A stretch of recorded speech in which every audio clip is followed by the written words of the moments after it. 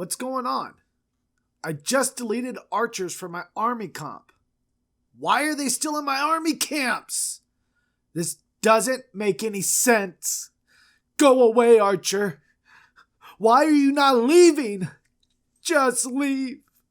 I don't love you anymore. Ever since you Billy, I've never looked at you the same. You don't even look in my eyes anymore when we kiss. I know you think it's creepy, but I like it. Just leave. And take your cat with you. Wait, you're really leaving? I was only kidding. Don't leave. Is it too late to say I'm sorry? Is it too late now to say sorry? Hey, you. Yeah, you. Make sure to subscribe to watch all my newest videos and join the Clash Bro family. With that being said, if you need gems to build the best base in Clash of Clans, make sure to check out the description down below for cashforapps.com for your iOS or Android, and make sure to use the code ELG to get started with some free points. Enjoy the video. What's up, Clash Bros? We have the first episode of the Ultimate Trophy Pushing Challenge. I did an announcement explaining the series, but if you didn't watch it, basically I start off only being able to use barbarians, no other troop, spell, or hero. The only way I can start using other troops is if I'm able to get 3 stars using the troops I'm allowed to use currently, which is barbarians for now. Once I grab 3 stars, I then will be able to use the next troop in line, which is archers. I then keep working on grabbing more 3 stars.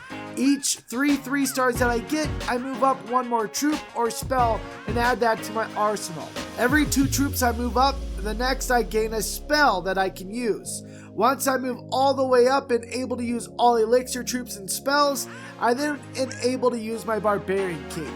I then move up to the dark elixir troops and spells. Once I work my way up all through them, the last thing I unlock is the archer queen. We will see how far I can push in trophies to gain all these troops. To unlock everything, I believe I will need 72 3 stars. So our goal this episode to only use barbarians to grab 3 stars. Once we gain 3 stars, we then will move up onto the next troop, which is archers, and hopefully work our way up to being able to use every troop in the game. Since we are only able to use barbarians for this first episode, hopefully being in Silver League we can find some easier bases. Let's get started. This first base was hilarious. I don't know if this was a YouTuber or just someone copying a YouTuber, because he had no defenses but a small cannon that he is forced to build at the beginning of the game.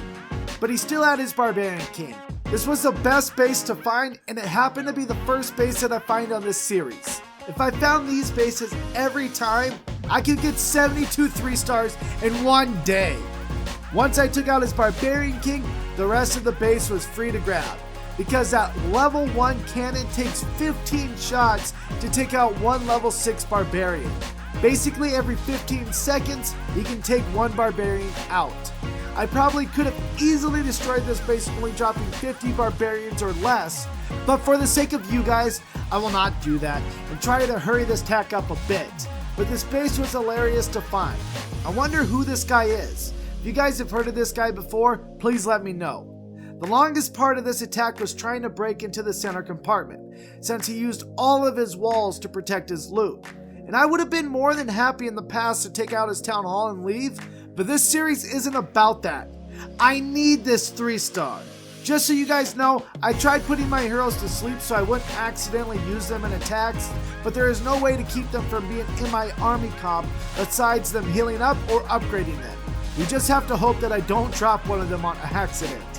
Well, our first attack leads us to our first 3 star. Only 71 more 3 stars to go, and we will unlock all the troops and spells. And we are 2 3 stars away from unlocking the archers. For this first episode, I was afraid of attacking high-level bases. I don't know where an all-barbarian attack stands. If I had spells to use, that would enhance this attack. But only barbarians? I will need to gauge where they stand on how high level of base they can attack. We do find a low-level Town Hall 7 on this attack. This is so weird. He has his barbarian king on the outside and puts walls around his altar. Why would he do this? It doesn't make any sense whatsoever.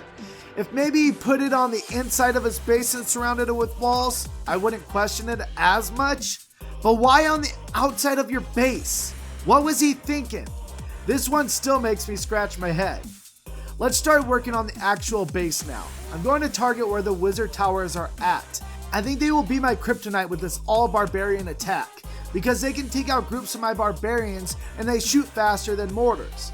Once I clear out the outside buildings, I start directing my troops in key weak spots around the base, making sure it is as close to the defenses as possible.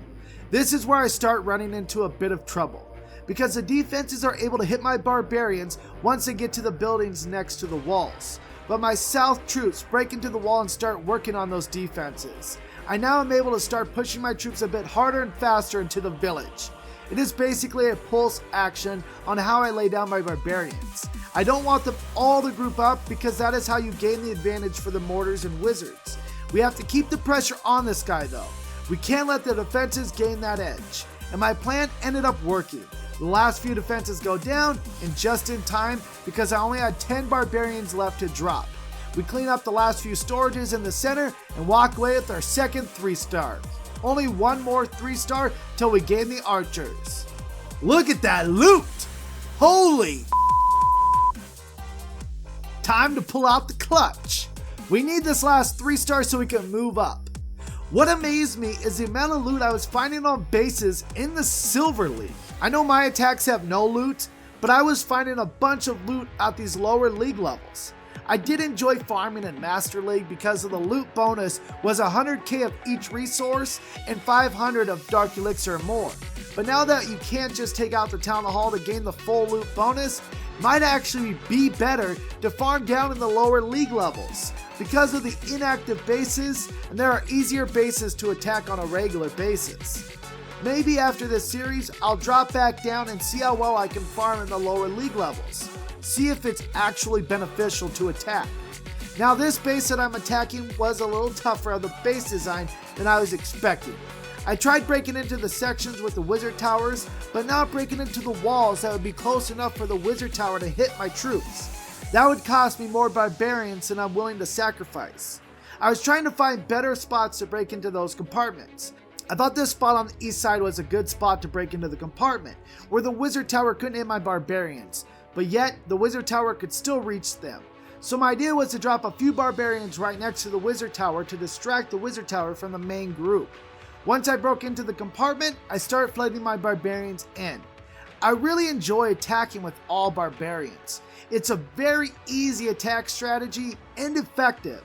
You wouldn't think when you first starting the game that one day a full army comp of barbarians can 3-star a base. And yet, at level 6, we are 3-starring bases with only barbarians. We are able to break into all the compartments and start clearing out the defenses. The barbarians surprised me. I never thought at the beginning of the series that all barbarians could 3-star a base like this with no spells or heroes. I know, this isn't a max base or anything, but still, they're taking on bases that are stronger than I thought they could. Now, one advantage that I know that they have on these bases is the low level walls. If they were higher level walls, I don't think they'd be able to 3-star these bases. But as we take out the last few buildings, we have done it, Clash Bros. We have gained our last 3-star we needed. We are rewarded with the humongous loot bonus and the next troop to our arsenal, the Archer. Now in our next episode, we'll be able to use a troop comp that Supercell never wanted us to use, the Barch. And hopefully if we gain 3-3-stars, we will unlock the lightning spell in the next episode.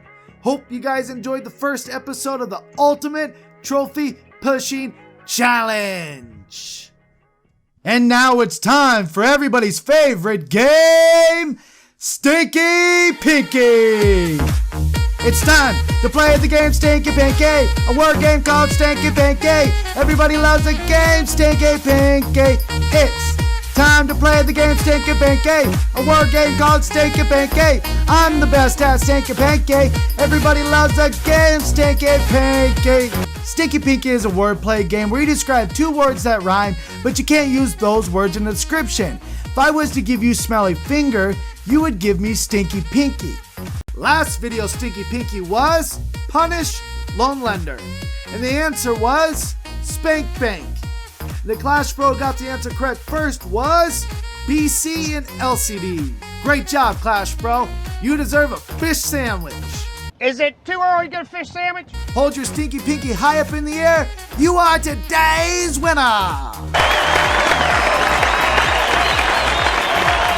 If you'd like to be featured in my next video, all you have to do is be the first person to answer the correct stinky pinky in the comments.